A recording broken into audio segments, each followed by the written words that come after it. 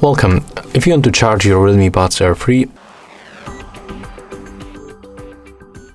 and the first you have to remember to remove foil from this part,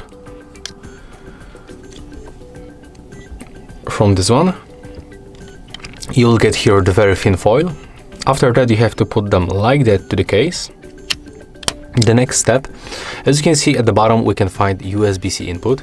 So we have to use this cable.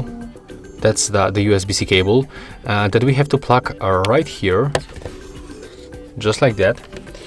And the second end of the cable, this one, that's the USB-A. You can plug to your PC, to your laptop, to your computer, or to the charging brick from your phone. So just like that. And then this part to the electricity, that's very obvious. So when you make it, this indicator on the front will be blinking like that on the green until it will be fully charged.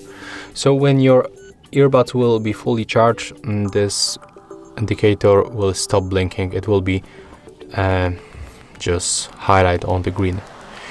So yeah, that's how you can make it. And if you find this video helpful, remember to leave a like, comment and subscribe.